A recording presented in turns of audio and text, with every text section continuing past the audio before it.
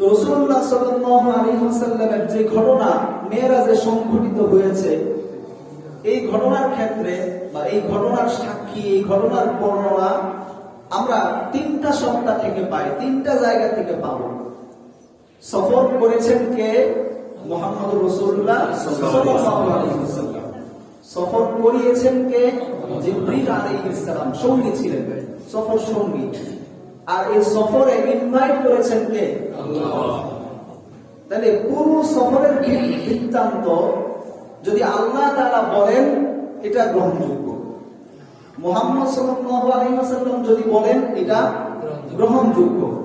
জিবরিল আলাইহিস সালাম যদি কোনো কথা বলেন, এটা কি গ্রহণযোগ্য। মেরাজের ক্ষেত্রে তিনজনের বাইরে অন্য কারো কোনো মতামত গ্রহণযোগ্য না। যত বড় আলেম হোক, যত বড় পণ্ডিত হোক, এই তিনজনের বাইরে এই মেরাজের ব্যাপারে, কারণ সেখানে আর কেউ ছিলেন না, এখানে মতামত দেওয়ার কোনো সুযোগ আছে? যে মনে হয় এমন হইতো, মনে হয় এমন হয়েছিল, মনে হয় বলার কোনো সুযোগ এখানে আছে? ব্যাখ্যা বিশ্লেষণের কোনো সুযোগ এখানে আছে? এখানে নাই। তো মুহাম্মদ সাল্লাল্লাহু আলাইহি ওয়াসাল্লাম যেটা বলবেন, সেটা হয়তো সুন্নাহ হাদিস হবে। আল্লাহ যেটা বলেছেন সেটা কোরআনে কারীম হবে। জিবরিল আলাইহিস সালাম যেটা বলেছেন, যেহেতু সেটা আমাদের কাছে আসার সুযোগ নাই, সুতরাং জিবরিল আলাইহিস সালামের কথা এই ক্ষেত্রে আসবে না। অর্থাৎ মেরাজ সংক্রান্ত যত বর্ণনা, হয়তো সেটা কোরআনের আয়াত হতে হবে, আর না হয়তো হাদিস হতে হবে। এর বাইরে অন্য কোনো কথা মেরাজের ব্যাপারে গ্রহণযোগ্য নয়। এটা হচ্ছে প্রথম কথা, মনে রাখবেন। বানোয়াট কথাগুলো বোঝার ক্ষেত্রে এটা এক নাম্বার শর্ত, যে মেরাজের ব্যাপারে যত কথা আছে সেটা হয়তো কোরআনের আয়াত হওয়া লাগবে, আর না হয়তো রাসূল সাল্লাল্লাহু আলাইহি ওয়াসাল্লামের হাদিস হওয়া লাগবে। এর বাইরে কোনো কথা মেরাজের ক্ষেত্রে গ্রহণযোগ্য না। আল্লাহ তাআলা আমাদেরকে বোঝার তৌফিক দান করুন। রাসূল সাল্লাল্লাহু আলাইহি ওয়াসাল্লাম যে অবস্থা থেকে মেরাজে আল্লাহ তাআলা ওনাকে ডেকেছেন, গত সপ্তাহে সামান্য আকারে সেই অবস্থা সম্পর্কে আমরা জেনেছিলাম। দাওয়াতের পরিবেশ এমন ছিল যে নিজের এলাকাতেও দাওয়াত দেওয়ার মতো তখন আর সুযোগ ছিল না। এলাকার বাইরে চিন্তা করলেন যে এখন মক্কার বাইরে দাওয়াত দিবেন, কারণ মক্কাতে দাওয়াত দিয়ে যাদের কাছে আশ্রয় গ্রহণ করতেন, আবু তালিবও তখন দুনিয়াতে নাই, খাদিজাতুল কুবরা রাদিয়াল্লাহু আনহা তিনিও তখন দুনিয়াতে আর নাই। তো এখন চিন্তা করলেন যে এখানে আর দাওয়াত দেওয়ার সুযোগ নাই। এখন আমি যেখানে বড় হয়েছি সেই তায়েফে গিয়ে আমাকে দাওয়াত দিতে হবে। তায়েফের ঘটনা আপনারা হয়তো অনেকে শুনেছেন। সেখানে দাওয়াত দেওয়ার পর কি পরিণত হয়েছিল সেটাও আপনারা অনেকে জানেন। রাসূল সাল্লাল্লাহু আলাইহি ওয়াসাল্লামের এই অবস্থায় যখন দাওয়াতের ব্যাপারে বা এই কাজ চালিয়ে যেতে তিনি অনেক কষ্টে ভুগছিলেন, তার অবস্থা যখন এমন, আল্লাহ রাব্বুল আলামিন চাইলেন রাসূলুল্লাহ সাল্লাল্লাহু আলাইহি ওয়াসাল্লামকে আল্লাহ তাআলার নিদর্শনগুলো আল্লাহ তাআলা দেখাবেন, আল্লাহ তাআলার বরত্ব আল্লাহ তাআলা দেখাবেন। দেখানোর জন্য রাসূলুল্লাহ সাল্লাল্লাহু আলাইহি ওয়াসাল্লামের জন্য আল্লাহ তাআলা এই সফরের ব্যবস্থা করলেন। কিছুদিন আগে আপনারা দেখেছেন আমাদের একজন প্রতিমন্ত্রী, ওনার মন্ত্রিত্ব গেছে, ওনার যে পোস্ট ছিল দলীয় পদ সেটাও গেছে। অর্থাৎ হিরো থেকে মুহূর্তের মধ্যে তিনি জিরো হয়ে গেছে। এটা কেন? অনেকগুলো কারণ আছে, কিন্তু একটা আমি শুধু বোঝানোর জন্য, উদাহরণের জন্য বলতেছি। ওনার আগের দিন পর্যন্ত ক্ষমতা খুব পাকাপোক্ত ছিল, কিন্তু যখনই মাননীয় প্রধানমন্ত্রী বললেন যে এই বিষয়টার ব্যাপারে তাকে আর সুযোগ দেওয়া যাবে না, অর্থাৎ গোড়া থেকে বক্তব্য যখন আসলো সাথে সাথেই কিন্তু তার একটা একটা করে যেতে লাগলো, তার ক্ষমতা আস্তে আস্তে কমতে লাগলো। কিন্তু প্রধানমন্ত্রী যদি বলতো তুমি যাই কিছু করো আমি তোমার সাথে আছি, যদি এরকম কোনো ইঙ্গিত থাকতো বা প্রধানমন্ত্রী কোনো কিছু না বলতো, নীরবতা প্রদর্শন করতেন, তাহলে কিন্তু তার দম্ভ ক্ষমতা কিছুই করতো না, বরং তার ক্ষমতা আগের জায়গাতেই থাকতো। এটা দিয়ে বোঝানোর উদ্দেশ্য এটাই, গোড়া থেকে সাপোর্ট যখন থাকে তখন মানুষের কাজের গতি আগের চেয়ে অনেক বেড়ে যায়। তো রাসূল সাল্লাল্লাহু আলাইহি ওয়াসাল্লাম আল্লাহর দাওয়াত দিতে গিয়ে বাধার সম্মুখীন হয়েছেন। এখন আল্লাহ রাব্বুল আলামিন যখন নিজের নিদর্শনাবলী দেখানোর জন্য ডেকে নিলেন, নিদর্শনগুলো দেখিয়ে দুনিয়াতে আবার পাঠালেন, তো যে আল্লাহর জন্য দাওয়াত দিতে দিচ্ছেন, আল্লাহর প্রতি বিশ্বাসটা আগের চেয়ে কয়েক হাজার গুণ বেড়ে গেছে। যে আল্লাহর জন্য দাওয়াত দিচ্ছেন, আল্লাহর সান্নিধ্য পেয়ে দাওয়াতের গতি, কাজের গতি, কাজের দৃঢ়তা আগের চেয়ে হাজার গুণ বৃদ্ধি পেয়েছে, কাজের শক্তি আগের চেয়ে হাজার গুণ বৃদ্ধি পেয়েছে। তার মধ্যে তৎকালীন ওই সময়ের অবস্থাটা হয়তো এমন ছিল যে সারা দুনিয়াও যদি বিরোধিতা করে, আল্লাহ যেহেতু আমার সাথে আছেন, আর কোন চিন্তা আল্লাহ তারা নিদর্শনাবলী দেখিয়েছেন। আল্লাহ তাআলা বলেছেন, সুবহানাল্লাযী আসরা বিআবদিহি লাইলাম মিনাল মাসজিদিল হারাম ইলাল মাসজিদিল আকসাল্লাযী বারাকনা হাওলা লিনুরিয়াহু মিন আয়াতিনা। আমি কেন রাখলাম? আমার কিছু নিদর্শনাবলী রাসূল সাল্লাল্লাহু আলাইহি ওয়াসাল্লামকে দেখানোর জন্য। এজন্য আল্লাহর বান্দারা এখান থেকে শিক্ষা নিবে যে আল্লাহ তাআলার পথে যখন দাওয়াত দিবেন, বাধা বিপত্তি আসলেও আল্লাহ আপনার সাথেই আছেন, চিন্তার কোনো কারণ নাই। আল্লাহ তাআলা বোঝার তৌফিক দান করুন। রাসূলুল্লাহ সাল্লাল্লাহু আলাইহি ওয়াসাল্লামকে যখন মেরাজের জন্য ডাকা হলো, রাসূলুল্লাহ সাল্লাল্লাহু আলাইহি ওয়াসাল্লাম, এক বর্ণনা আছে হাতিমে কাবা, অর্থাৎ কাবার যে অংশটা অতিরিক্ত সেখানে শুয়েছিলেন। অন্য বর্ণনা আছে উম্মে হানি রাদিয়াল্লাহু আনহা ওনার ঘরের মধ্যে শুয়েছিলেন। সহিহ বুখারীর বর্ণনা, রাসূল সাল্লাল্লাহু আলাইহি ওয়াসাল্লাম শুয়েছিলেন। আল্লাহ রাসূল সাল্লাল্লাহু আলাইহি ওয়াসাল্লাম বলছেন, ফুরিজান সাকফি বাইতি, আমার ঘরের ছাদটা ছিদ্র হয়ে গেল। জিবরিল আলাইহিস সালাম সরাসরি দরজা দিয়ে আসেন নাই, আসছেন কোন দিক দিয়ে? ছাদ ছিদ্র করা অবস্থায়। বলেন, ঘরের মধ্যে রাত্রে শুয়ে আছেন, যদি তাকায় দেখেন আকাশ দেখা যায়, এটা কি আশ্চর্য কিন্তু মনে হবে না স্বাভাবিক মনে হবে? মনে হবে যে একটা কিছু হতে যাচ্ছে, এখন নিশ্চয় একটা কিছু হতে যাচ্ছে। তো মেরাজ যে মুজিজা, মেরাজ যে আশ্চর্যের কোনো কিছু সামনে আসতে যাচ্ছে, এটার শুরু থেকেই বোঝা যায় যে রাসূল সাল্লাল্লাহু আলাইহি ওয়াসাল্লাম বলছেন, আমার ঘরের ছাদ ছিদ্র হয়ে গেল। জিবরিল আলাইহিস সালাম এখান দিয়ে প্রবেশ করলেন। ঘরের মধ্যে প্রবেশ করলে জিবরিল আলাইহিস সালাম তারপর কি করলেন? ফাফারাজা সদরি, জিবরিল আলাইহিস সালাম আমার বক্ষটাকে বিদারণ করলেন, আমার বুকটাকে চিরে ফেললেন। রাসূল সাল্লাল্লাহু আলাইহি ওয়াসাল্লামের কথা, বক্ষ বিদারণ করা অর্থাৎ বুকটা চিরে হার্টটাকে বের করলেন, ওপেন হার্ট সার্জারি করলেন। এটার ভিতর থেকে এটাকে আগে জমজমের পানি দিয়ে, জমজমের পানি দিয়ে এটাকে ধৌত করলেন। এখানে একটা ভুল কথা যেটা আমিও বলে ফেলেছি, স্লিপ অফ টাং। আবে জমজমের পানি, আব শব্দের অর্থ কি? পানি। জমজম মানে জমজম কূপ। তো আবে জমজম বললে কিন্তু জমজমের পানি, আবার দ্বিতীয়বার পানি বলার কোনো প্রয়োজন নাই। যাই হোক, জমজমের পানি দিয়ে এটাকে ধৌত করলেন। ধৌত করে রাসূলুল্লাহ সাল্লাল্লাহু আলাইহি ওয়াসাল্লামের এই বুকটাকে আবার সেলাই করার মতো জোড়া লাগিয়ে দিলেন। আনাস বিন মালিক রাদিয়াল্লাহু আনহু বর্ণনা, তিনি বলেছেন যে আমি রাসূল সাল্লাল্লাহু আলাইহি ওয়াসাল্লামের বুকে এই চিহ্নটাও দেখতে পেয়েছি। সুবহানাল্লাহ। এভাবে রাসূল সাল্লাল্লাহু আলাইহি ওয়াসাল্লামের এই বুকটাকে 4 বার ওয়াশ করা হয়েছে।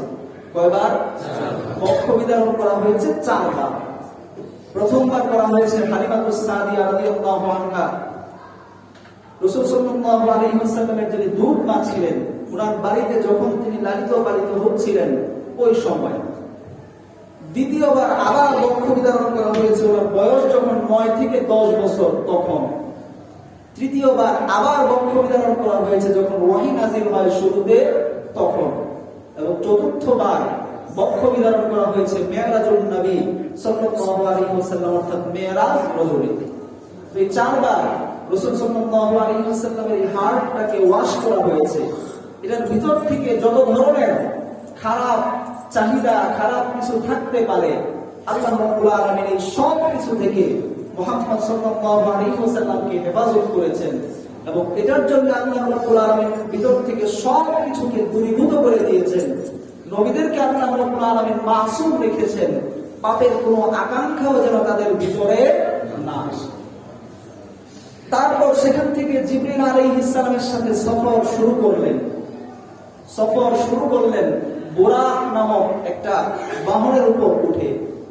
এই বুরাকটা বলা হয়, এটা হচ্ছে গাধা এবং খচ্চর এই দুইটার মাঝখানে আকৃতির একটা চতুষ্পদ জন্তু, এটার উপর রাসূল সাল্লাল্লাহু আলাইহি ওয়াসাল্লাম উঠে সফর শুরু করলেন। বুরাক শব্দটা মূলত এসেছে বারকুন থেকে। বারকুন শব্দের অর্থ হচ্ছে বিদ্যুৎ। আরবিতে একটা নিয়ম আছে এমন যে অক্ষর যত বেশি হবে এটা তত সুপারলেটিভ ডিগ্রির দিকে যাবে। আপনারা যারা অ্যাডজেক্টিভের ডিগ্রি করেছেন, সুপারলেটিভ অর্থাৎ গুড, বেটার, বেস্ট, আরবির নিয়মটা হচ্ছে এমন যে যত অক্ষর বাড়বে এই শব্দের উচ্চতর ডিগ্রির মান তত বাড়বে। তো বারকুন যদি বিদ্যুৎ হয়, বোরাক লিখতে এখানে অক্ষর আর একটা বেশি, আলিফ, বা র কফ, এটা হচ্ছে বারকুন। আর বোরাক লিখতে বা র আলিফ কফ, অক্ষর একটা বেশি। অর্থাৎ বিদ্যুতের গতি যা, বোরাকের গতি বিদ্যুতের চেয়েও আরো বেশি।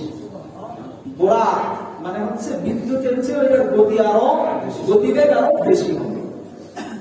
তো রাসূল সাল্লাল্লাহু আলাইহি ওয়াসাল্লামকে যানবাহনের মধ্যে, এটার মধ্যে উঠানো হলো, এই আরোহণের উপর আরোহণ করানো হলো। রাসূলুল্লাহ সাল্লাল্লাহু আলাইহি ওয়াসাল্লাম এখান থেকে বাইতুল মুকাদ্দাস, সেখানে গিয়ে রাসূলুল্লাহ সাল্লাল্লাহু আলাইহি ওয়াসাল্লাম 2 রাকাত নামাজ পড়ালেন, 2 রাকাত নামাজের ইমামতি করলেন। এবং সেখানে নবীগণ ওনার মুসল্লি ছিলেন, ওনার পিছনে নামাজ আদায় করেছে। রাসূলুল্লাহ সাল্লাল্লাহু আলাইহি ওয়াসাল্লাম নামাজ পড়ানোর পর আবার পুনরায় সফর শুরু করলেন। দ্বিতীয়বার সফরের পূর্বে একটা জায়গার নাম, যেখানে রাসূল সাল্লাল্লাহু আলাইহি ওয়াসাল্লাম, আল্লাহ রাসূল সাল্লাল্লাহু আলাইহি ওয়াসাল্লামের সামনে জিবরিল আলাইহিস সালাম দুইটা জিনিস উপস্থাপন করেছেন। জায়গাটার নাম হচ্ছে ইলিয়া। সেখানে রাসূলুল্লাহ সাল্লাল্লাহু আলাইহি ওয়াসাল্লামের সামনে দুইটা পাত্র উপস্থাপন করা হলো, বিন কদাহাইনি, একটা হচ্ছে বিন খামরিন ওয়া লাবানিন, দুইটা পাত্র, একটার মধ্যে ছিল মদ আর একটার মধ্যে ছিল দুধ। দুইটা পাত্র রাসূল সাল্লাল্লাহু আলাইহি ওয়াসাল্লামের সামনে উপস্থাপন করা হলো। ফানাযারা ইলাইহিমা, রাসূলুল্লাহ সাল্লাল্লাহু আলাইহি ওয়াসাল্লাম দুটার দিকে তাকিয়েছেন, দুটাকে দেখেছেন। সুম্মা আখাযাল লাবান, তারপর এই দুইটার মধ্য থেকে দুধটাকে গ্রহণ করেছেন। ফাকালা জিবরিল, জিবরিল আলাইহিস সালাম বললেন, আলহামদুলিল্লাহিল্লাযী হাদা, সে আল্লাহর শুকরিয়া যে আল্লাহ রাব্বুল আলামিন আপনাকে সঠিক পথ প্রদর্শন করেছেন, আপনাকে সঠিক রাস্তা দেখিয়েছেন। কেমন রাস্তা দেখিয়েছেন?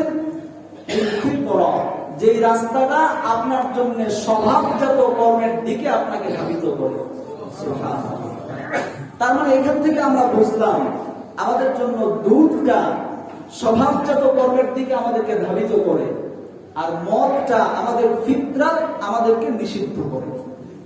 মদের ফিতরাত, আমাদের ফিতরাত হচ্ছে মদ আমাদের জন্য কি কথা বলেন, আমাদের ফিতরাত অনুযায়ী, আমাদের শরীরের চাহিদা অনুযায়ী আমাদেরকে এমন ভাবে বানানো হয়েছে যে শরীরের জন্য মদটা উপযোগী না। ইসলামের বিধানটা আপাতত যদি সাইডেও রাখি, আমাদের শরীরের মেটাবলিজম, আমাদের শরীরের কার্যকরী যে ভূমিকা, শরীর যেভাবে চলবে, যেভাবে চললে শরীর ঠিক থাকবে, মদটাকে শরীরের উপযোগী করে বানানো হয়। এখন আপনি জোর করে যদি এটার বৈধতা দিতে যান, তাহলে উল্টা হবে, যা হওয়ার তাই হবে। শরীরও থাকবে না, পরিবারও থাকবে না, সমাজও থাকবে না, রাষ্ট্রও থাকবে না, সব গুলাই। একদিক দিয়ে সংবিধানে মদ নিষিদ্ধ, আরেক দিক দিয়ে মদের লাইসেন্স দিবেন। একদিক দিয়ে মদ মাদকাসক্তির জন্য, মদ বন্ধ করার জন্য কনসার্ট করবেন। মাদক কেন বন্ধ হয় না এটার জন্য বারবার চিল্লাফাল্লা করবেন। আরেক দিক দিয়ে স্বীকৃত 100 মদ খোর যেখানে একসাথে হবে, সেখানে মদের দোকান খোলার অনুমতি দিবেন। এটা তো অবস্থা এমন, এটার অবস্থা পুরোপুরি এমন, পুরোটাই হাস্যকর একটা অবস্থা যে আপনি বন্ধ হোক এটাও চান না, আবার চালু হোক ওইটাও বলেন না। এমন অবস্থা যেন আল্লাহও খুশি থাকে, শয়তানও নারাজ না হয়। অবস্থা এখন আল্লাহও যেন খুশি থাকে, শয়তানও যেন নারাজ না হয়। আল্লাহ খুশি হলে শয়তান তো নারাজ হবেই, আর শয়তানকে খুশি করতে গেলে নারাজ হবেন কে? এজন্য এই বিষয়গুলো খুব মারাত্মক বিষয়। একদিক দিয়ে এক কথা বলবেন আর কাজ করবে এটা উল্টা হবে, তাহলে কাজের সাথে কথার যদি মিল না থাকে, যা বলে তার উল্টাটা যারা বলে শরিয়ার পরিভাষায় তাদেরকে কি বলা হয়? আমি বলি, আপনারা বলছেন কি? আমি বলতে ঝামেলা আছে, আপনারা বলতে কোনো ঝামেলা নাই। তাদেরকে কি বলা হয়? আল্লাহ তাআলা আমাদেরকে হেফাজত করুন। মদ এমন একটা বিষয়, আল্লাহ রাব্বুল আলামিন নিজে বলেছেন এই মদটা ইন্নামাল খামরু ওয়াল মাইসিরু ওয়াল আনসাব ওয়াল আজলাম রিজসুম মিন আমালিশ শাইতান। এই কাজগুলো কার কাজ? শয়তানের কাজ। এটা আমার কথা না, আল্লাহর কথা। আল্লাহ রাব্বুল আলামিন বলছেন এই মদ এটা শয়তানের কাজ। তো শয়তানের কাজের সাথে যারা এই কাজগুলো সহযোগিতা করবে, রাসূল সাল্লাল্লাহু আলাইহি ওয়াসাল্লাম লানত দিয়েছেন যে ব্যক্তি মদ বিক্রি করবে, যে ব্যক্তি মদ কিনবে, যে ব্যক্তি মদের ব্যবসা করবে, যে ব্যক্তি মদের আমদানি করবে, যাদের জন্য আমদানি করা হবে এবং এই ব্যবসার মধ্যে যারা ইনভেস্ট করে লভ্যাংশ গ্রহণ করবে, প্রত্যেকের জন্য আল্লাহ রাসূল সাল্লাল্লাহু আলাইহি ওয়াসাল্লাম লানত দিয়েছেন। তো আল্লাহর লানত যার উপরে থাকে, ওই জাতি, ওই মানুষ, ওই সম্প্রদায় কখনো উন্নত হতে পারে না। কোনদিন কোনোভাবেই আপনি যদি এই বিষয়গুলোকে প্রমোট করেন, আপনি সারা দেশে আজকে দেখেন যত ধরনের অপকর্ম হচ্ছে, যত ধরনের খুন, ধর্ষণ, হত্যা হচ্ছে, এর পিছনে অধিকাংশ ক্ষেত্রেই দায়ী হচ্ছে এই মাদক। অধিকাংশ ক্ষেত্রেই দায়ী হচ্ছে এই মাদক। কারণ মানুষ যখন মদ পান করে, মানুষ যখন নেশাগ্রস্ত হয়, মানুষের শরীর থেকে মানুষের যে ব্রেইন আছে, মানুষের আকলটা তখন ঢাকা পড়ে যায়, মানুষের জ্ঞান বুদ্ধি তখন লোপ পায়। ওই মানুষটা কি করে তা সে নিজেও জানে না। আমি অনেক সময় আশ্চর্য হই যে একটা মানুষ আরেকটা মানুষকে হত্যা করে 2, 4, 5, 10 টুকরা করে, সে মাদকাসক্ত না হলে এটা কখনোই তার পক্ষে সম্ভব না। গণধর্ষণ করে 2, 4, 5, 10 টুকরা করে বস্তার মধ্যে ভরে লাশ ফেলে দেয়, সুস্থ মস্তিষ্ক নিয়ে কোন মানুষের পক্ষে এই কাজ করা সম্ভব নয়। মানুষ যখন মাদকাসক্ত হয়ে যায়, মানুষ যখন নেশাগ্রস্ত হয়ে যায়, একজন নেশাখোরের জন্য পুরো পরিবার বিপর্যস্ত হয়ে যায়, একজন নেশাখোরের জন্য পুরো সমাজ বিপর্যস্ত হয়ে যায়। তাহলে এই নেশাকে যদি আপনি প্রমোট করেন, সামাজিক সুব্যবস্থাপনা কোনোদিন ঠিক জায়গায় থাকতে পারে না, কোনোদিনও ঠিক জায়গায় থাকতে পারে না। 21 বছর বয়সের উপরে যেই হোক মদের লাইসেন্সের জন্য আবেদন করতে পারবে। নতুন আইনে সংশোধন আনা হয়েছে, 21 বছর বয়সের উপরে সে যেই হোক মদের লাইসেন্সের জন্য কি করতে পারবে? আবেদন করতে পারবে। যদি বিধর্মী হয় আবেদন যে কোনো ভাবে করতে পারবে। মুসলমান হলে একজন অ্যাসোসিয়েট প্রফেসর, ডক্টর, ওনার একটা সনদ নিয়ে সে আবেদন করতে পারবে। আমার এই কথাটা বুঝে আসে না যে মদকে হারাম করেছেন আল্লাহ, যে মদকে নিষেধ করেছেন আল্লাহ, যে মদকে হারাম করেছেন আল্লাহ, দুনিয়ার কোন মানুষের ক্ষমতা নাই এটাকে হালাল করা। দুনিয়ার কোন মানুষের ক্ষমতা নাই এটার উপরে কলম চালানো। যে মদকে সুস্পষ্ট আল্লাহ হারাম করেছেন, যে মানুষ এটার উপর কলম চালাবে, যে মানুষ এটাকে বৈধতা দিতে চাবে, নিশ্চিত থাকুন সে মানুষের দ্বারা তৈরি সমাজ ধ্বংস হবে, কোনো সন্দেহ নেই, কোনো সন্দেহ নেই। কারণ আল্লাহ রাব্বুল আলামিন যেটা হারাম করেছেন এটা চূড়ান্ত, আল্লাহ তাআলা যেটা নিষেধ করেছেন এটা চূড়ান্ত। আল্লাহর নিষেধাজ্ঞার বাইরে গিয়ে আল্লাহর হারামকৃত কোনো বিষয়কে হালাল করার সুযোগ কারো নাই। আল্লাহ তাআলা বোঝার তৌফিক দান করুন। আল্লাহ তাআলা আমাদেরকে হেফাজত করুন। 200 স্বীকৃত মদখোর যদি এক জায়গায় হয়, তাহলে ওই এলাকায় মদের বার খোলা যাবে, নাইট ক্লাব খোলা যাবে, মদের ক্লাব খোলা যাবে। এই যে অবস্থা চলছে, এইভাবে যদি আরো কিছুদিন চলতে থাকে, গজবের অপেক্ষা করুন। এখনো যদি আপনার হুঁশ না হয়, এখনো যদি আপনার সেন্স না আসে, তাহলে গজবের অপেক্ষা করুন। আগে মদ মানুষ গোপনে পরিবহন করত, গোপনে পরিবেশন করত। এখন মদ আপনি যে কোনো ট্রান্সপোর্টে এটাকে পরিবহন করতে পারবেন। শর্ত হচ্ছে এটা পাস লাগবে। এটা পাস দিয়ে, এটা পাস যদি আপনার কাছে থাকে যে আপনি মদের ব্যবসায়ী, শুধু পাস দেখাইলে আপনি বাস, ট্রাক, রেল, বিমান যে কোনো পরিবহনে আপনি মদ ট্রান্সপোর্টেশন করতে পারবেন। আস্তাগফিরুল্লাহল আযীম, আস্তাগফিরুল্লাহল আযীম। আল্লাহর হারামকৃত বিষয়কে এইভাবে যারা এটা নিয়ে ছেলে খেলা করে, যারা এটাকে এইভাবে তুচ্ছ তাচ্ছিল্য করে আমাদের ভিতরে এইভাবে মুখের প্রচলনকে বাড়িয়ে দিচ্ছে, আল্লাহর গজবের অপেক্ষা করুন, আল্লাহর গজবের অপেক্ষা করুন। অচিরেই এমন বিপদ আসবে যেই বিপদ থেকে উদ্ধার হওয়ার সুযোগ আর রাস্তা খুঁজে পাবেন না। আল্লাহ তাআলা আমাদের বোঝার তৌফিক দান করুন। আল্লাহর হারামকৃত বিষয় থেকে ফিরে আসুন, বরকত আসবে, বরকত আসবে। মদ ইম্পোর্ট করে কয় কোটি টাকার রাজস্ব আসে, কয় কোটি টাকা লাভ হয়, সরকারের কয় কোটি টাকা রাজস্ব খাতে আয় হয়। এই মদ ইম্পোর্ট করে কয় লাখ কোটি টাকার আয় হয়। আপনি এটা বন্ধ করেন, আল্লাহ রাব্বুল আলামিন অন্য দিক দিয়ে এমন বরকত দিবেন, আল্লাহ তাআলা অন্য দিক দিয়ে এমন উন্নতি দিবেন যে উন্নতির কথা আপনি কখনো কোনোদিন ভাবেনও নাই। আল্লাহ তাআলা এর চেয়ে বেশি বরকত আপনাকে ঢেলে দিবেন। এটাকে প্রমোট করে কোনোভাবেই কোনোদিন উন্নত রাষ্ট্রে পরিণত হওয়া সম্ভব নয়। শুধুমাত্র চাকচিক্য আর বাহ্যিক দিক দিয়ে উন্নত হওয়াই কিন্তু উন্নত না। আপনার মানুষগুলো যদি উন্নত না হয়, মানুষগুলো যদি চারিত্রিক ভাবে উন্নত না হয়, তাহলে এই বড় বড় ফ্লাইওভার, ব্রিজ, কালভার্ট দিয়ে কি করবেন? 500 কোটি টাকার বাজেট হবে, 400 কোটি টাকা নাই, 100 কোটি টাকার কাজ হবে। আর মানুষগুলো যদি উন্নত হয়, মানুষগুলো যদি চারিত্রিক দিক দিয়ে তারা মানুষের মতো মানুষ হয়, এই মানুষগুলো যদি ভালো মানুষে পরিণত হয়, 10 টাকা ইনভেস্ট করলে 10টা টাকাই কাজে লাগবে। আর মানুষ অমানুষ হলে 1000 কোটি টাকা ইনভেস্ট করলে শুধু সুইস ব্যাংক বলবে, বাংলাদেশের কোনো ফায়দা হবে না। এজন্য মানুষগুলো উন্নত করার প্রচেষ্টা করুন, মানুষগুলোকে ভালো করার চেষ্টা করুন, জনগণকে জনশক্তিতে রূপান্তরিত করার চেষ্টা করুন। 18 কোটি মানুষের 36 কোটি হাত যদি কর্মক্ষমতার দিক থেকে এদেরকে এগিয়ে দেওয়া যায়, এই মানুষগুলোকে কর্মক্ষম করা যায়, মানুষের মতো মানুষের পরিণত করা যায়, শুধুমাত্র জনশক্তি রপ্তানি করে বাংলাদেশ পৃথিবীতে মাথা উঁচু করে দাঁড়ায়।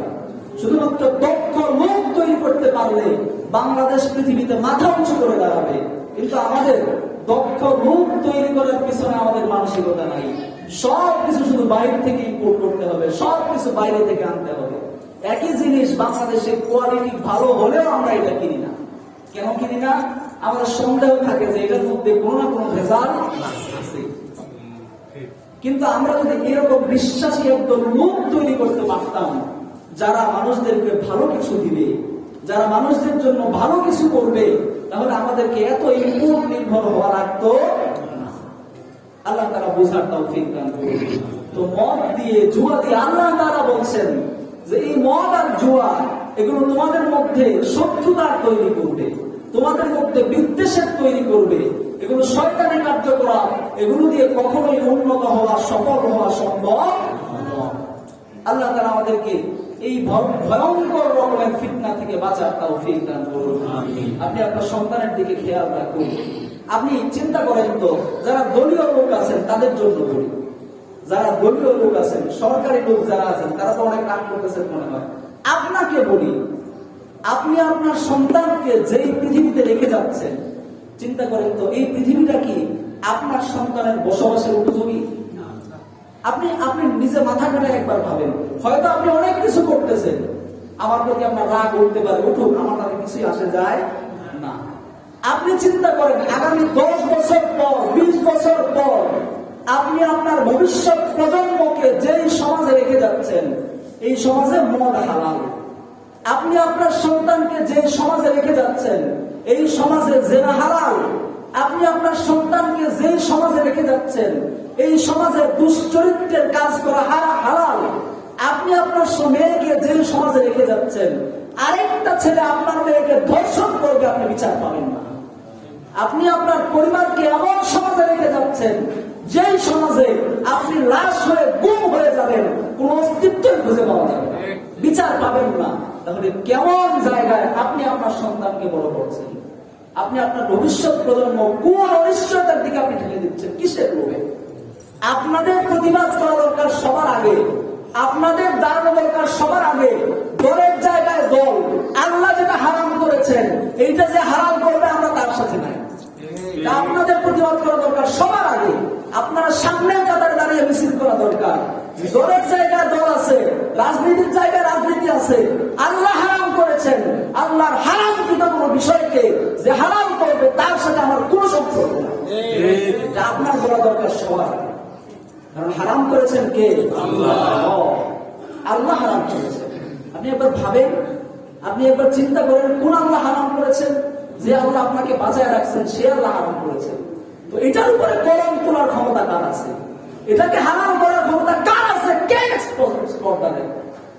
এরকম স্পর্ধা কার আছে যে আল্লাহর হারামকৃত বিষয়কে হারাম করবে?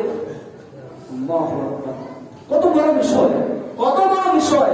আল্লাহ সুস্পষ্ট নিষেধ করেছেন। এমন সুস্পষ্ট বিষয়কে নিয়ে, সুস্পষ্ট নিষেধাজ্ঞাকে নিয়ে এই ধরনের ছেলে খেলা যে করে, আপনি ইমানদার হিসেবে আপনার দায়িত্ব এই মুহূর্ত থেকে সব ধরনের সম্পর্ক ছিন্ন করা। যে আমার আল্লাহর বাইরে, আমার সবকিছুর আগে আমার আল্লাহ, আমার সবকিছুর আগে আমার আখিরাত, আমার কবরে আমি যাব, আমার সাথে আর কেউ যাবে না। আমার জবাবদিহিতা আমার কবরে মুনকার নাকিরের জবাব আমাকে দিতে হবে। আমার দলের বা আমার রাজনীতির সঙ্গীরা কেউ এসে দিবে না। কেউ আমার কবরের এই প্রবলেম অন্য কেউ ফেস করবে না, আমাকে ফেস করতে হবে। সুতরাং আমার বাঁচার রাস্তা আমাকেই তৈরি করতে হবে। আল্লাহ তাআলা বোঝার তৌফিক দান করুন। রাগ করছেন? আল্লাহ তাআলা আমাদেরকে বোঝার তৌফিক দান করুন। রাসূল সাল্লাল্লাহু আলাইহি ওয়াসাল্লামের সামনে দুইটা পাত্র উপস্থাপন করা হলো, একটা দুধের আর একটা কিসের? মদের। রাসূল সাল্লাল্লাহু আলাইহি ওয়াসাল্লাম দুধের পাত্রটাকে গ্রহণ করলেন, মদের পাত্রটাকে আল্লাহ রাসূল সাল্লাল্লাহু আলাইহি ওয়াসাল্লাম গ্রহণ করেন না। তো ফিতরাত বা স্বভাবজাত কর্মের বাইরে আল্লাহ রাসূল সাল্লাল্লাহু আলাইহি ওয়াসাল্লাম কোনো কাজ করেন না। তারপরে সেখান থেকে পরবর্তী সফর শুরু হলো উর্ধ্বাকাশে, যেটাকে বলা হয় মিরাজ। মসজিদে হারাম থেকে মসজিদে আকসা, এটাকে বলা হয় ইসরা। এটাকে কি বলা হয়? সবাই মনে রাখবেন, মসজিদে হারাম থেকে মসজিদে আকসা, এটাকে কি বলা হয়? ইসরা। মসজিদে আকসা থেকে উর্ধ্বাকাশে যে সফর, এটাকে বলা হয় মিরাজ। পরবর্তী সফরটাকে বলা হয় মিরাজ। সেখান থেকে অনেকের মধ্যে বাহন এটাই ছিল, কারো কারো মধ্যে সেখান থেকে আকাশে ওঠার জন্য আলাদা সিঁড়ি ছিল। সেখান থেকে রাসূল সাল্লাল্লাহু আলাইহি ওয়াসাল্লাম সেই সিঁড়ি দিয়ে উঠেছেন। সেখান থেকে যখন প্রথম আকাশে গেলেন, প্রথম আকাশে যাওয়ার পর রাসূলুল্লাহ সাল্লাল্লাহু আলাইহি ওয়াসাল্লামকে প্রশ্ন করা হলো, জিবরিল আলাইহিস সালামকে প্রশ্ন করা হলো, ক্বালা জিবরিল লিখাজিনিস সামা, আকাশের যে দারোয়ান আছে, প্রথম আকাশের যিনি গেটম্যান, তাকে বললেন ইফতাহ, দরজা খোলো। আকাশের দরজা কি করো? খুলে দাও। সেখান থেকে আবার প্রশ্ন করা হলো, মান হানাদা, তুমি কে? এখানে কে আছে? জিবরিল আলাইহিস সালাম বললেন যে জিবরিল, আমি জিবরিল, দরজা খোলো। আবার প্রশ্ন করা হলো, হাল মাআকা আহাদুন, তোমার সাথে কি অন্য কেউ আছে? আরো একজন কি তোমার সাথে আছে? তিনি বললেন, না, আমার সাথে আছে মাইয়া মুহাম্মদ সাল্লাল্লাহু আলাইহি ওয়াসাল্লাম, আমার সাথে কে আছেন? মুহাম্মদ সাল্লাল্লাহু আলাইহি ওয়াসাল্লাম। আবার জিজ্ঞাসা করা হলো, উরসিলা ইলাইহি, তাকে কি ডাকা হয়েছে? মুহাম্মদ সাল্লাল্লাহু আলাইহি ওয়াসাল্লামের আকাশে ওঠার অনুমতি আছে কিনা? জিবরিল আলাইহিস সালাম বললেন, হ্যাঁ, ওনাকে ডাকা হয়েছে। ফালাম্মা ফাতাহা আলাউনাস সামাআত দুনিয়া, তারপর আকাশের দুনিয়ার যে আকাশ, এই আকাশের দরজা খুলে দেওয়া হলো। রাসূল সাল্লাল্লাহু আলাইহি ওয়াসাল্লাম ভিতরে প্রবেশ করলেন। প্রথম আকাশে গিয়ে দেখলেন আদম আলাইহিস সালাম, তিনি একবার ডান দিকে তাকাচ্ছেন, আবার বাম দিকে তাকাচ্ছেন। ডান দিকে তাকায়া হাসতেছেন, আবার বাম দিকে তাকায়া কান্না করতেছেন। জিবরিল আলাইহিস সালাম জিজ্ঞাসা করলেন যে উনি কে? রাসূল সাল্লাল্লাহু আলাইহি ওয়াসাল্লাম জিজ্ঞাসা করলেন, উনি কে? জিবরিল আলাইহিস সালাম উত্তর দিলেন, তিনি আদম আলাইহিস সালাম। তিনি যখন ডান দিকে তাকাচ্ছেন, তখন জান্নাতি একদল লোককে তিনি দেখছেন, এটা দেখে তিনি খুশি হচ্ছেন। আবার বাম দিকে যখন তাকাচ্ছেন, তখন তিনি জাহান্নামের লোকদের অবস্থা দেখে কান্না করতেছেন। ওরা মনের মধ্যে দুঃখ লাগতেছে, এই জন্য ডান দিকে তাকিয়ে খুশি হচ্ছেন, আর বাম দিকে তাকিয়ে তিনি কান্না করতেছেন। তারপর দ্বিতীয় আকাশে গেলেন। দ্বিতীয় আকাশেও একইভাবে কথাবার্তা হলো, আমি সংক্ষেপ করছি সময় কমের জন্য। দ্বিতীয় আকাশেও একইভাবে প্রশ্ন করা হলো, অনুমতি আছে কিনা। এভাবে দ্বিতীয়, তৃতীয়, চতুর্থ, পঞ্চম, ষষ্ঠ আকাশ পর্যন্ত বিভিন্ন নবীদের সাথে সাক্ষাৎ হলো। ইদ্রিস আলাইহিস সালামের সাথে সাক্ষাৎ হলো, ইউসুফ আলাইহিস সালামের সাথে সাক্ষাৎ হলো, মুসা আলাইহিস সালামের সাথে সাক্ষাৎ হলো, ঈসা আলাইহিস সালামের সাথে সাক্ষাৎ হলো, সর্বশেষ ইব্রাহিম আলাইহিস সালামের সাথে সাক্ষাৎ হলো। রাসূলুল্লাহ সাল্লাল্লাহু আলাইহি ওয়াসাল্লাম মেরাজ রজনীতে আল্লাহ রাব্বুল আলামিনের সাথে সাক্ষাৎ করলেন। চোখে দেখলেন কি দেখলেন না, অনেক মতপার্থক্য আছে, আমি সেদিকে যাচ্ছি না, সেটা ভিন্ন বিষয়, এটা অনেক লম্বা আরেকটা আলোচনা, শাস্ত্রীয় বিষয়। আল্লাহ রাব্বুল আলামিনের সাথে সাক্ষাৎ করে জান্নাত দেখে, জান্নাতের নিয়ামত সমূহ দেখে, আল্লাহ রাব্বুল আলামিনের পক্ষ থেকে হাদিয়া নিয়ে রাসূল সাল্লাল্লাহু আলাইহি ওয়াসাল্লাম যখন ফিরে আসছেন, তখন আবার মুসা আলাইহিস সালামের সাথে দেখা। মুসা আলাইহিস সালাম জিজ্ঞাসা করলেন, মা ফারাল্লাহু লাক, আল্লাহ তাআলা আপনাকে কি দিয়েছেন, কি ফরজ করেছেন আপনার জন্য, আলা উম্মতি, আপনার উম্মতের উপরে আল্লাহ তাআলা কি ফরজ করেছেন, কি নির্ধারিত করেছেন। রাসূল সাল্লাল্লাহু আলাইহি ওয়াসাল্লাম বললেন যে ফারাদা 50 সালাতান, আমার উম্মতের উপর 50 ওয়াক্ত নামাজকে কি করা হয়েছে, ফরজ করা হয়েছে। মুসা আলাইহিস সালাম বললেন, ফারজি, ফিরে যান, আবার যান আল্লাহর কাছে, আবার যান। ফারজি ইলা রাব্বিক ফাইন্না উম্মাতাকা লা তুতিকু, আপনার যে উম্মত 50 ওয়াক্ত পড়তে পারবে না, আপনি আবার যান। তারা এই ক্ষেত্রে কি হবে না, সক্ষম হবে না, এটা পারবে না। তারপর রাসূল সাল্লাল্লাহু আলাইহি ওয়াসাল্লাম বলেন, ফারাজাতু, আমি আবার গেলাম। আল্লাহ রাব্বুল আলামিন কি করলেন, ফাওয়াদা শাকরাহা, কিছু কমিয়ে দিলেন। কিছু কতটুকু বিভিন্ন বর্ণনা আছে, কেউ কেউ বলেছেন যে একবারেই অর্ধেক কমিয়ে দেওয়া হয়েছে, কারো কারো মধ্যে 10 করে। তবে প্রসিদ্ধ মত হচ্ছে প্রত্যেকবারে যাওয়াতে 5 করে কমেছে, অর্থাৎ একবার গেছেন 5 ওয়াক্ত কমেছে, আবার এসেছেন আবার গেছেন আবার 5 ওয়াক্ত, এভাবে কমতে কমতে সর্বশেষ কোন পর্যন্ত হলো, 5 ওয়াক্ত হলো। 5 ওয়াক্ত হওয়ার পর আল্লাহ তাআলা বললেন, হিয়া খামসুন ওয়া হিয়া খামসুনা লা ইবাদদিলুল কওলা লাদাইয়া, অর্থাৎ আল্লাহ তাআলা বলছেন যে এটা 5 ঠিক আছে, কিন্তু এটার ফায়দা, এটার উপকার 50-এর মতোই হবে। আমি আল্লাহ যা বলেছিলাম, লা ইবাদদিলুল কওলা লাদাইয়া, আমার কথার পরিবর্তন নাই। অর্থাৎ আমি ফরজ করেছিলাম 50 ওয়াক্ত, কমাইতে কমাইতে চলে আসছি 5 ওয়াক্তে। যদিও 5 পড়বে, কিন্তু ফায়দা পাবে কত, 50। সুবহানাল্লাহ। মুসা আলাইহিস সালামের কাছে যখন আবার আসলেন, মুসা আলাইহিস সালাম বললেন যে না, এটাও পারবে না, রজি, আবার যান। এটাও কি করেন, আবার কমায় নিয়ে আসেন। কথা সত্য না মিথ্যা? মুসা আলাইহিস সালাম যে বলছিলেন যে পারবে না, আসলেই তো পারে না। 5 ওয়াক্ত নামাজই তো পারে না। 5 ওয়াক্ত নামাজ নিয়মিত পড়ে 100 জন মুসলমানের মাঝে খুঁজলে কয়জন পাওয়া যাবে? কয়জন পাওয়া যাবে? ও আল্লাহর বান্দা, মুসা আলাইহিস সালাম যে বলেছিলেন যে আপনি আবার যান, 5 ওয়াক্ত আপনি এটাও কমায় নিয়ে আসেন, রাসূল সাল্লাল্লাহু আলাইহি ওয়াসাল্লাম বলেন, ইস্তাহিয়াইতু, আমার লজ্জা লাগে, আর কত যাবো, কমাইতে কমাইতে 50 থেকে 5-এর মধ্যে আসছি, আর যাইতে আমি লজ্জাবোধ করলাম, গেলাম না। উম্মতের জন্য 5 ওয়াক্ত নামাজ মেরাজ থেকে হাদিয়া নিয়ে এসেছেন। আল্লাহ তাআলা রাসূল সাল্লাল্লাহু আলাইহি ওয়াসাল্লামকে উপহার দিয়েছেন, হাদিয়া দিয়েছেন। আমরা মুসলমানরা মেরাজের আলোচনা শুনতে খুব খুশি, আলোচনা শুনতে খুব আগ্রহী, কিন্তু এটার যে শিক্ষা, এটা গ্রহণ করতে আমরা রাজি না। এটা বললেই আর ভালো লাগে। মেরাজের 1 নাম্বার শিক্ষা, মদ ছাড়া, হারাম ছাড়া, হারাম খাদ্য ছাড়তে হবে, এটা 1 নাম্বার শিক্ষা। দ্বিতীয় শিক্ষা, নামাজ বাধ্যতামূলক, নামাজ ফরজ করা হয়েছে। এখন দেখবেন আমাদের সমাজে কিছু ভাইরাস বেরিয়েছে, বলে যে 5 ওয়াক্ত নামাজ কোনো কোরআনে নাই, কোরআনে নাই, এজন্য কি করে না 5 ওয়াক্ত মানি না। এমন ভাইরাস আছে না কিছু? এমন ভাইরাস আছে। এগুলো প্রথম কথাই হচ্ছে হাদিস মানি না। হাদিস যে মানে তার সাথে কথা বলার দরকার নেই, বেশি কথা বলতে যাবেন না। অতিরিক্ত কথা বললে, কারণ মানুষের জ্ঞান যখন কম থাকে, আপনাদের জ্ঞান যখন সীমিত থাকবে, ওই মানুষটা আপনাকে যা কিছু বলে বোঝায় দিতে পারবে, অনেক কিছু বলে আপনাকে কি করতে পারবে, বোঝাতে পারবে। তো এই ধরনের ফিতনায় যখন পড়বেন, আলেমদের শরণাপন্ন হবে। যাকে আপনার কাছে ভালো মনে হয়, যে যার তার শরণাপন্ন হলে হবে না, যিনি শরীয়তে এক্সপার্ট এমন একজন আলেমের শরণাপন্ন হতে হবে। কারণ আপনার মধ্যে সন্দেহ যখন ঢুকে যাবে, সন্দেহ যিনি দূর করতে পারেন এমন লোকের শরণাপন্ন হওয়া। তো নামাজের 5 ওয়াক্ত ফরজ, এর দলিল আছে না নাই? আছে। সহিহ বুখারীর মধ্যেই আছে।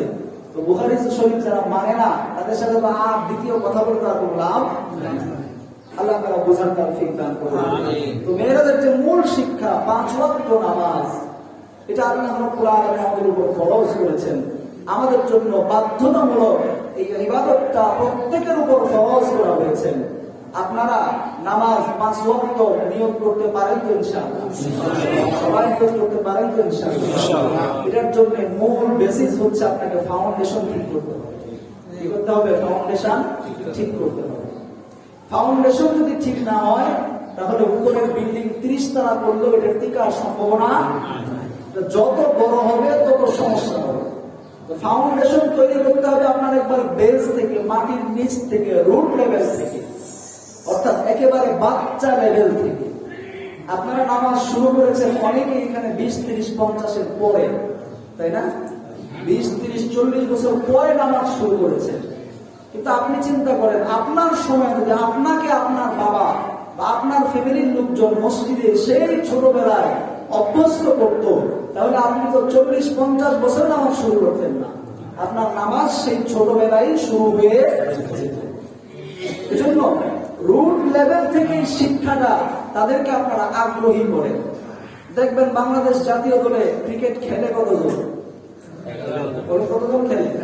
11 জন খেলে। কিন্তু জাতীয় দলের 11 জনের পাইপলাইন ঠিক রাখার জন্য আন্ডার-19, আন্ডার-15, তারপরে আছে বিকেএসপি, বিভিন্ন ক্লাব লেভেলের খেলা, জেলা লেভেলের খেলা, থানা লেভেলের খেলা, সব পাইপলাইন কিসের জন্য? জাতীয় দলের 11 জন ঠিক রাখার জন্য, যেন কোনো কারণে কেউ একজন বাদ হয়ে গেলে আরেকজন আসতে অসুবিধা না হয়, আরেকজন আসতে দেরি না হয়। যারা একেবারে 4-5 বছরে খেলে, 2-4-5 বছরে খেলে, তাদের খেলা দেখে অনেক সময় দেখবেন বড় বড় সেলিব্রিটিরা তাদের খেলাকে উইশ করে। বাংলাদেশের একটা ছোট্ট বাচ্চা 2 বছর বয়স লেগ স্পিন বল করেছে, তার বল দেখে সচিন টেন্ডুলকার তার এই খেলা দেখে এটা শেয়ার করেছে, তাকে অ্যাপ্রিসিয়েট করেছে। তার বল কি অনেক ভালো হয়ে গেছে? তাকে অ্যাপ্রিসিয়েট কেন করলো? তার বল ভালো হোক বা না হোক, সে যেন পরবর্তীতে তার মতো ক্রিকেটার হতে আগ্রহী হয়। ও আল্লাহর বান্দা, মসজিদের পাইপলাইন যদি ঠিক রাখতে চান, পরবর্তী প্রজন্ম মসজিদ মুখী করতে চান, বাচ্চারা নামাজ পড়তে পারুক বা না পারুক, তাদেরকে উইশ করতে হবে, অভিবাদন জানাতে হবে। তুমি অনেক ভালো নামাজ পড়ো, তোমার নামাজটা খুব সুন্দর হয়েছে। তার নামাজ হোক বা না হোক, দুষ্টামি করুক বা না করুক, তাকে আপনার অ্যাপ্রিসিয়েট করতে হবে, যেন ভবিষ্যতে সে আপনার চেয়েও একজন ভালো মুসল্লি হতে পারে। কিন্তু আপনি যদি ভাগায় দেন, দূর করে দেন, তাকে ধমক দেন, ঘৃণা করেন, তাহলে নামাজের আমলটা থাকবে। এটা হচ্ছে একটা কাজ। দ্বিতীয় কাজ, আপনাদের রুট লেভেলটা ঠিক করতে হবে। অর্থাৎ আপনারা এখনো যারা নামাজ শিখেন নাই, শুধু নামাজ পড়লেই হবে না, নামাজ এখনো যারা পুরোপুরি শিখতে পারেন নাই, তারা নামাজ শিখার ব্যবস্থা করতে হবে। অর্থাৎ আপনাকে নামাজের সব আহকামগুলো জানতে হবে, নামাজের স্বাদ কিভাবে আসবে এটা আপনাকে জানতে হবে। না জানলে এই কাজের মধ্যে আনন্দ পাওয়া যাবে। আপনি নামাজ পারেন না, নামাজে কি পড়ে, কিভাবে নামাজ পড়ে, কিভাবে রুকু দেয়, কিভাবে সিজদা দেয়, আপনি জানেন না। তো এটা না জানলে আপনার কি নামাজের আগ্রহ আসবে? আসবে না। আপনাকে জানতে হবে। আপনি বয়স্ক হয়ে গেছেন, কোনো সমস্যা নাই, বয়স বেড়ে গেছে, কোনো অসুবিধা নাই, কোনো আলেমের সমাপতি হন, দাওয়াত ও তাবলীগের সময় দেন, দিনী মজলিসগুলোতে বসেন, দিনী আলোচনাগুলো শোনেন, প্রতিদিন কমপক্ষে 2-4টা লাইন, 2-4টা আয়াত আপনি পড়েন, বোঝার চেষ্টা করেন, ভিতরে পরিবর্তন আসবেই। কিন্তু চেষ্টা যদি না থাকে, চেষ্টা না থাকলে কোনোদিন পরিবর্তন আসবে না। আপনাকে ফিকিরের মধ্যে থাকতে হবে, আপনার রুট লেভেলটা, বেসটা নিয়ে কাজ করতে হবে। রুট লেভেল ঠিক না হলে উপরে বিল্ডিং যত বড় হবে, রিস্ক তত। যদি হাসরের মাঠে উঠে দেখেন সারা জীবনের নামাজ সব আল্লাহ বলছেন তো সব বাতিল, কেমন লাগে? সারা জীবন নামাজ পড়েছেন, 30 বছর থেকে শুরু করলেন, 60 বছর পর্যন্ত 30 বছর তো নামাজ পড়লেন, আল্লাহর কাছে তাওবা করলেন, কিন্তু আল্লাহর সামনে যখন দাঁড়ালেন, আল্লাহ তাআলা বললেন তোমার এই 30 বছরের নামাজ যা আছে সব, তখন কি অবস্থা হবে? এজন্য এটা আগে ঠিক করুন, নামাজের রুট লেভেলটা ঠিক করুন। নামাজ পড়ার অভ্যাসের পাশাপাশি নামাজটাকে সহি করার চেষ্টা করুন। আলেমদের শরণাপন্ন হয়ে, তালিম নিয়ে, তরবিয়ত নিয়ে যেখানে গেলে আপনার ভালো হবে সেখানে গিয়ে এটা শিক্ষা গ্রহণ করার চেষ্টা করুন। আল্লাহ তাআলা আমাদেরকে তৌফিক দান করুন। মেরাজের যে ঘটনা বললাম এটা সংক্ষিপ্ত একটা বৃত্তান্ত। আল্লাহ রাব্বুল আলামিন আমাদের এটা নিয়ে অনেক কথাবার্তা আছে, বাইরের এত কথাবার্তার কোনো প্রয়োজন নাই। রাসূল সাল্লাল্লাহু আলাইহি ওয়াসাল্লাম সেখানে জুতা খুলেছেন, জুতা হাতের নিচে নিয়ে গেছেন, কতক্ষণ গিয়ে জিবরাইল আলাইহিস সালাম বলছেন যে আমি আর যেতে পারবো না, আপনি যান। এগুলো অধিকাংশ কথাই বানোয়াট, অধিকাংশ কথাই মিথ্যা, যেগুলোর কোনো ভিত্তি কোরআন সুন্নায় নাই। তো এই রসালো কথাবার্তা না শুনে, রসালো কথাবার্তা এগুলো গ্রহণ না করে বরং এটার যে শিক্ষা সেটা আমাদের জন্য গ্রহণ করা জরুরি। আল্লাহ তাআলা আমাদের প্রত্যেককে যে কথাগুলো বললাম ভুল ভ্রান্তিগুলো আমাদের অন্তর থেকে মুছে দেন, সঠিক কথাগুলো বুঝে শুনে আমাদের সবাইকে আমল করার তৌফিক আল্লাহ তাআলা দান করুন।